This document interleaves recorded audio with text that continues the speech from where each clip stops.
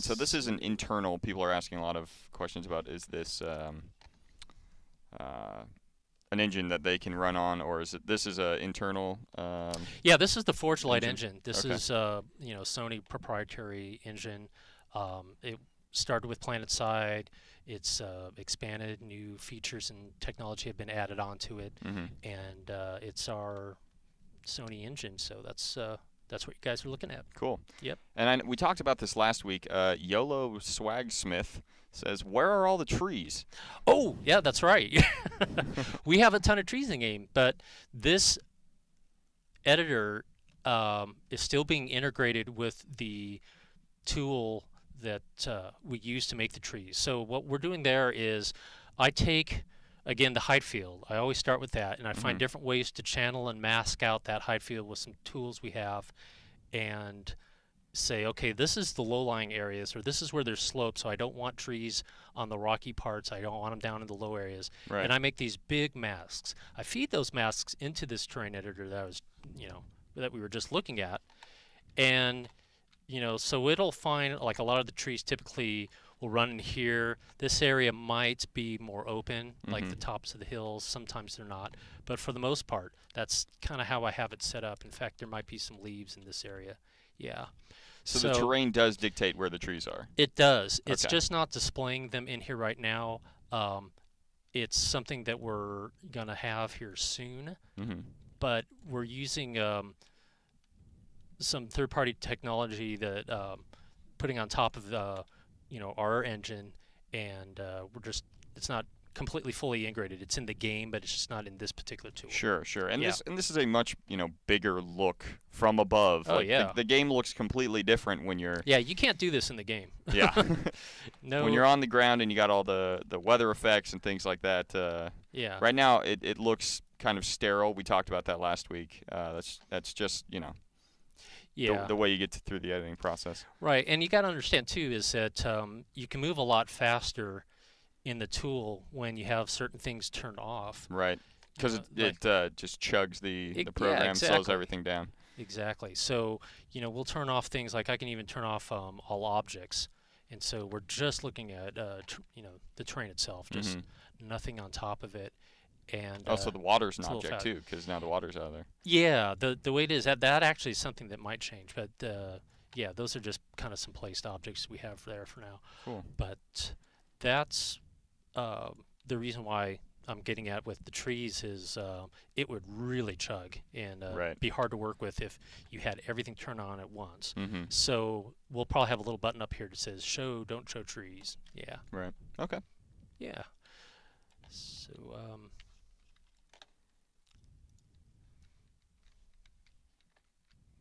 here's some of Roel's handiwork. Just want to give him a shout out. Oh, also, I promised my son this, that for him and his friends that are already big fans of the game, want to shout out to my son Paul and his friends. Yes, he does have a dad who makes video games. It is true. He's not making up stories at school. And here it is. We're showing it to All you. right, I'm done. Hey, Paul. And friends. So, yeah. So that's obviously a lot of erosion because you've got that dam right there. Yeah, and actually this would be maybe interesting to show you. Here's an actual object. So I can pull out. So we'll embellish certain areas where we'd want something with an overhang. That's one thing that a height field doesn't give us. Other developers or fans of games will know that a height field is only going to go up at a steep angle between 2 points. You can't overlap 2 points on a uniform grid. Right. That's just the laws of how a height field works, geometry. So we'll come in here and embellish on it and put down some other objects and things like that. And again, this is Roel was able to put down this rock, which I'm actually trying to put back in place. There we go. So yeah. Kind of just sink it in. Yeah, and we just kind of get it in here, and then by the time we're done, this will have, it has the flora and some other things that will kind of go on. So yeah. Oh, go ahead. Once you place a big object like that, do you have to then go in and kind of make sure the edges don't don't do a stark difference in between the object and the terrain itself. Yeah, we try and really minimize it. It's not 100%. Mm-hmm. It's there's a certain amount of give that you kind of have to live with, I guess. But we try really hard to really try and taper them together as much as possible. Yeah, definitely. That type of thing. I wanted to let's see. I was looking for some of that. This. Let me come in here. So I wanted just to paint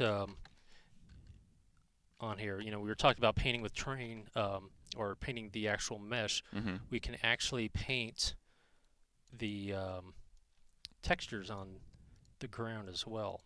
So I was going to come in here and hopefully this is working right. Strength 5.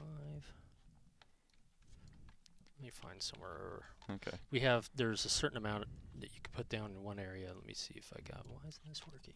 So for everyone who was here last week, when we designed the L-shape outpost, those pictures are now on our Reddit page. So cool. Go check those out. Adam placed the outpost we created last week in the world, and Serenity Falls is also there. So big shout out to everyone who was here last week and helped us create that. It is now part of the game. That's cool. Yeah. Right from here. Yeah. Mm-hmm. So here's turn off all the grass. This is one of our asphalt textures. Mm-hmm. Again, Roel made this one. And we could do some really nifty things. I just put down this ugly glob. Normally, we don't paint like that. We'll come in and use some smooth ways of painting on top. And we have concept of blend maps. So you can see that I can come over here and actually blend these two together. And it's really, actually, this is one of the fun things I like to do as well. So, I can just fade it out and fade it in. So sometimes we'll just kind of come in here with a little area where we want to hand touch something. Mm-hmm. And we do a fair amount of, I guess we'd call some handcrafting, but we do a broad brush approach first, and then in certain areas where there's a point of interest or whatever, we'll do this. Right. But we don't do this everywhere. All right. If you guys have any questions related specifically to environmental art and level design and things like that, feel free to put them into chat, and I will kick them over to John here. Good questions so far, guys. Thanks for hanging out with us. Yeah, thanks. And I also wanted to show you this next. Well, keep on going there. Oh, I was just saying, if you guys haven't already hit that follow button and you're enjoying what you see, go ahead and give it a click. It just lets you know when we're doing our streams. We're going to have a pretty regular stream for a while. We've got our work in progress, and that is every Tuesday from 5:30 to either 6:30 or 7, depending on the day. But yeah, come hang out with us and hit that follow button, and it'll let you know when we're streaming. Yeah, more good stuff and new things coming. Definitely. So this is the asphalt worn. I just want to show you kind of the origins of where it came from and how we get it. So we put it into our system once we make it here in Photoshop. And it's a lot of sampling and things like that, but it's the same. It's the map that you just saw me painting with. Mm-hmm. So I thought it'd be kind of a nice start here. Let me turn that off. Okay, so that's the actual color texture. We use several different layers of textures to create one look on our terrain. We use a color diffuse channel, as some people know it, and then there's a specular, or that's the shininess of a channel, the smoothing, right, as well. And then the normal map, which is how the light is hitting that texture, gives it a little bit of a bumpy look, so to speak. And we put all those together, and then along with that, we'll put a mask. And the way I was able to mask and blend the dirt with the asphalt is by using this part of the texture. And this just says where it's white, you're going to be blended last. And where it's dark, you'll let the paint or the texture being painted come on to it first. So pretty similar to that topographical. Yeah. The white is would appear to be a little bit raised. Yeah, it's a little weird kind of sublime thing that you have to think of it that way, where sort of like a height field. Right. You're absolutely right, where this darkness is where the dirt came in first and these little chunks stayed last, kind of what we'd want asphalt to do. So, we have that kind of capability that's really fun. And then here's, let's see here. The specular map isn't a whole lot different, but, we have this shiny, the little flecks are a little shinier than the rest, and then the low-lying areas are dark. And then last, this looks pretty familiar to most game devs. That's a normal map, and red and green are two different directions, and blue is kind of I guess kind of central. It's not necessarily one of the ones used, but the red and green is what tells the light vector coming in which way to light the map and create this ridge. So this part might be shiny in the morning, and this part will be shiny in the afternoon, and this part will be shaded, and it actually adjusts that way. So it's really neat tech. And with weather effects, when those come into play, like, oh yeah, it makes it those actually shinier. affect the specular and do some cool things with this map. Yeah. Cool. All right. So we got a question that we kind of touched on earlier, but a lot of people are coming in and out. So this is Rushing Instinct says, are some of the lands generated or handmade, or if it's generated, do you touch it up a little bit? And leave it as it is. So yeah, we do both. We generate. We use some semi-procedural stuff on a huge macro level. We try to do and go as far as we can with that because it's efficient. You can cover a lot of ground, but ultimately we go in and we'll handcraft and place small little points of interest, or make a little mountain where there's something really significant, or a focal point where we want to have players go. So okay. That's here's another question that's getting asked a lot. The Rockheart says, will there be any Easter eggs or homages to other zombie IPs, movies, books, games, etc.? Yeah, maybe. Maybe. The perfect answer. Maybe. Maybe, yes. We'll all see when we get in there together. We're fans of a lot of zombie stuff too.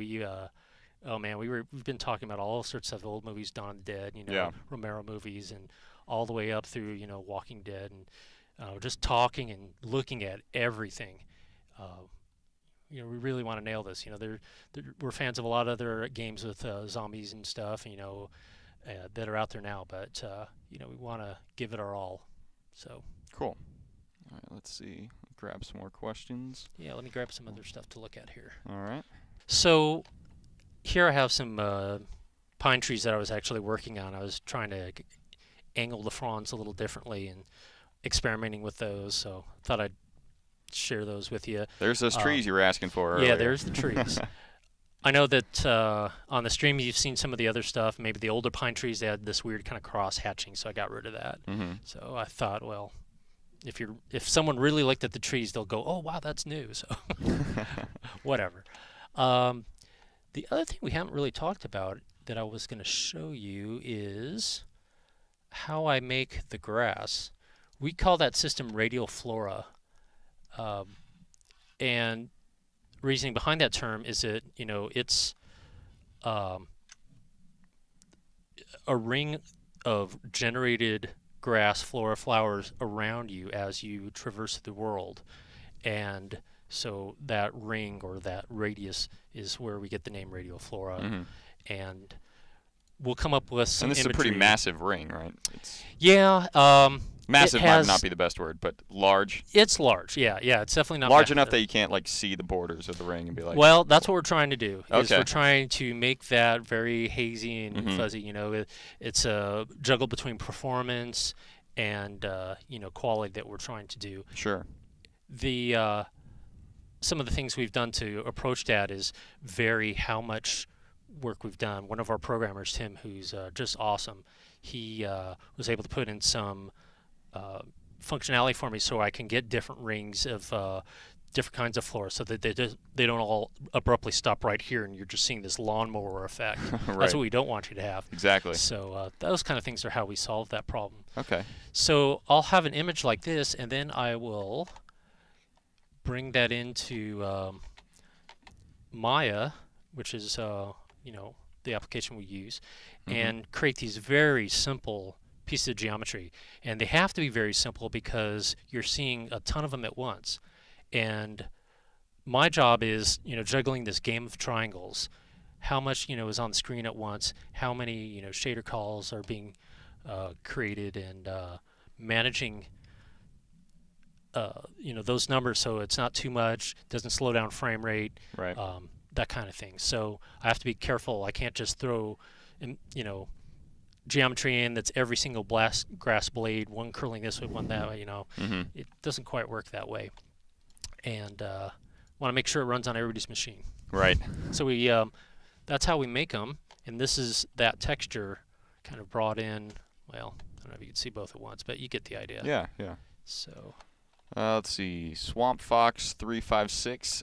Do you ever work with biologists or science advisors to ensure that the proper wildlife and environmental elements are in place that would make sense in the real world? It's like your research process. Yeah, I was going to say we do a lot of research. I read a lot about some of the areas that we wanted to model after.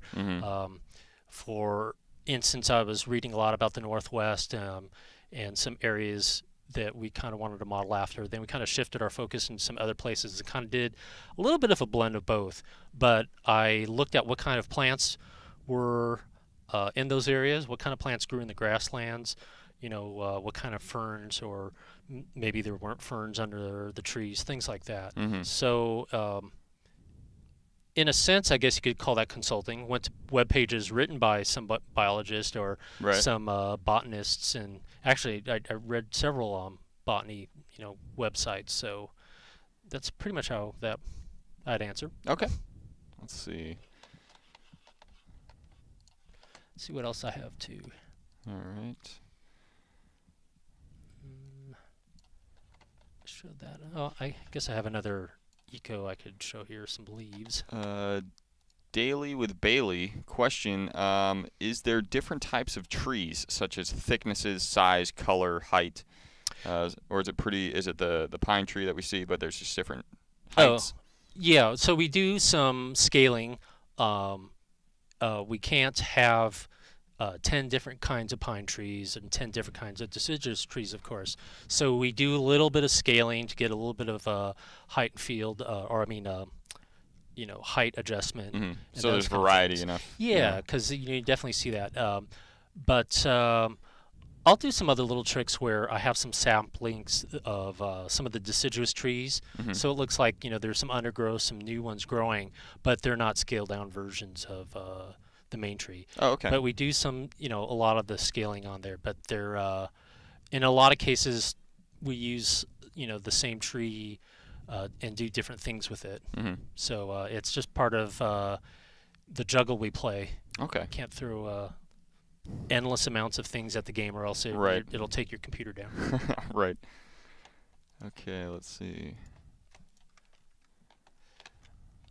I was gonna show you. Here's the map I have for the leaves under the trees, and then this is what I'm using to kind of do the blend map.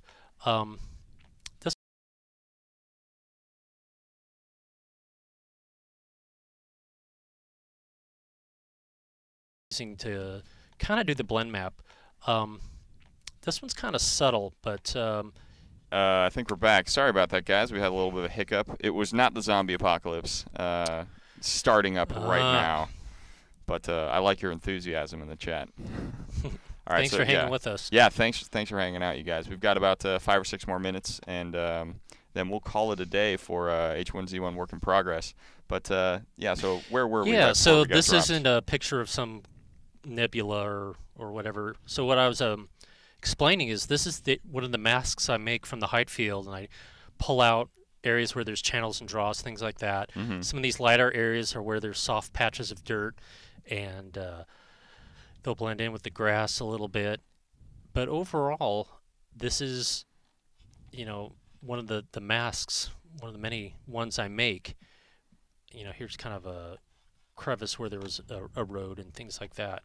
But I end up making these world-size masks to lay down some of the ecosystems, so I'm not hand painting every single place where there's going to be dirt. Yeah. Now we'll end up going into one of these little places and paint on the terrain in the editor, and it affects this mask. But we start with something at least, so that we're hitting the whole world. Yeah. All right. Here's a good question. Kenjinkin 1, will there be places where the nature took over abandoned buildings, or I guess There's a little of that. Yeah. Based on our time frame, there is some period of where there's a little bit of overgrowth and things like that. Mm-hmm. We didn't go totally crazy with that, and like I said, it's we have some of it. Right. I think that's just it matches the time frame of the is. story that's trying to be told. Exactly. Right. Yeah. Okay. Yeah. So it's nothing's, there's not a whole town full of ivy or anything like that. Night Sovereign, will there be noticeable wildlife areas, such as places where wolves and deer would be seen? Or do they just roam everywhere? Because it's a for now, it's the zombie I know apocalypse. there's some really cool AI that we have Mm-hmm. that is in place, and they have some specific places and things like that. But there's a lot of roaming that goes on. That's what I've seen. Yeah. And Yeah. I've heard talked about. Yeah. No, it's always funny when you see a string of zombies chasing after a deer running away. Yeah, that's the distance. awesome part of our game is you'll come in and you're like, oh, whoa, the zombies. Oh, they went after the deer. Yeah, no, I've used wolves before. Like they're chasing me, then I'll run the wolf into the zombies, and the zombies will start attacking the wolf, and training them. it's a whole thing. Yeah. Yeah. Let's see. Cool stuff. All right, we'll grab one or two more questions, and then we'll call it for today. All right. I'll come back to the train editor here. All right, let's see. Okay, here's one. Kestrus, question, having such a large map being used, how does the engine deal with this? Is the terrain a single large plane, or is it constructed using multiple planes spliced together, utilizing LOD to load only when needed? Yeah, he sounds like he knows what he's talking about there. Yeah. So, like a lot of games, we have a large height field that's presented, but in our game engine, it is broken up and brought in segments and in chunks as you go through. It's kind of like a large grid, but there's subsections, and the game manages that as you go through. And we do have a terrain LOD, so I think that answers most of that. Okay, here's a H1Z1 Survivor. Will the ground in the woods be just a flat texture, or will there be little things like small rocks, holes, etc.? Yeah, that's something I was actually still gonna get in the game yet. Is so we have some, there's leaves and there's dirt and there's things like that. Mm-hmm. Every once in a while you'll see some ferns, some grass that's not as plentiful as on the grasslands, but it's undergrowth, so under the trees it's a little more of a leaf ground cover. Right. So I have that kind of thing. There's rocks in a lot of areas. Sometimes they don't quite get in under the trees as much as, they're just the way we have to kind of stack things in there. There's not a lot under the trees, but we do have little pebbles and stuff. Okay. And let's see if we could probably end on this one. Okay. Ugo Boom Boom asks, will the art look the same for the most part, even if individual players scale down their graphics? For example, if I turn down my settings to low, will a bush look a lot different than someone who has their graphics on high? Will this change the cover and give certain advantages to low graphics settings? No, let's see, the best way to answer that is when you're up close, you're getting as much density as someone else is seeing up close.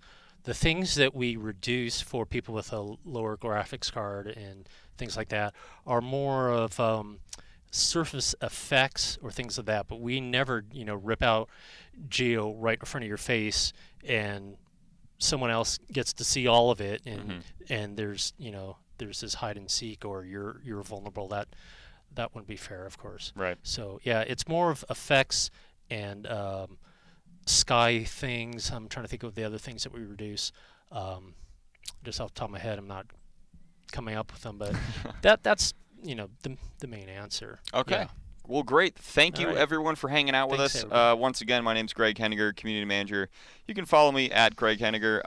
Our Twitter handle is at H1Z1 Game. Please follow that. There'll be a lot of announcements, and you can, find out all the new stuff that's coming up by following that as well. So yeah. So thanks a lot, John. And all right, you're welcome. Thanks everybody for watching. Good luck on the rest of the game. Yeah, looking forward to getting it out to you guys. All right. Thanks a lot, guys. Bye.